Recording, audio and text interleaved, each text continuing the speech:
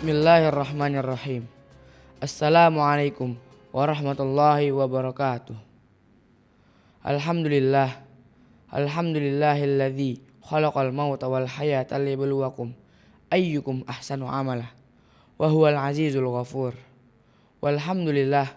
Walhamdulillahilladzi anzala ala abdihil kitaba wa lam yaj'al lahu iwaja.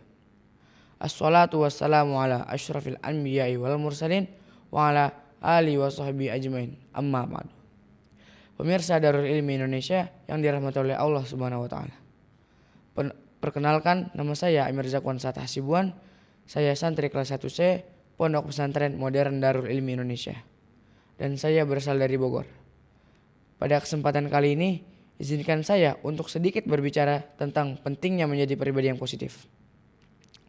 Saudaraku, pemirsa Darul Ilmi Indonesia, sekarang seringkali kita temukan di lingkungan kita istilah yang ngetren.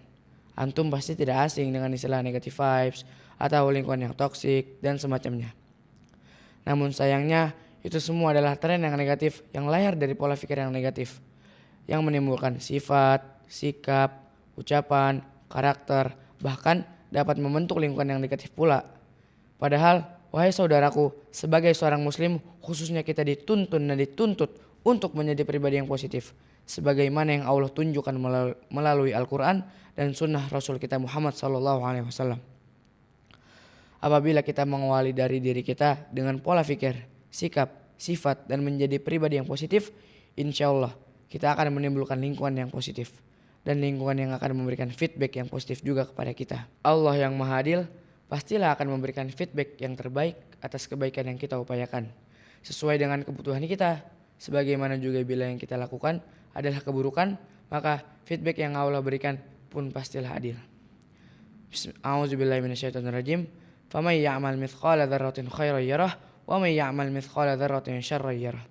Barang siapa yang melakukan kebaikan sekecil biji zarah, maka ia akan mendapatkan balasannya.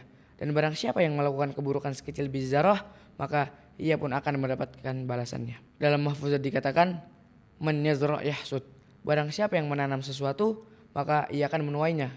Barang siapa yang menanam kebaikan, maka insya Allah akan menuai kebaikan pula. Namun apabila menanam keburukan, maka yang dituai pun adalah keburukan. Seperti dalam Mahfuzat lain dikatakan, man hafara hufratan waqa'a fiha. Barang siapa yang menggali lubang, maka terperosoklah ia.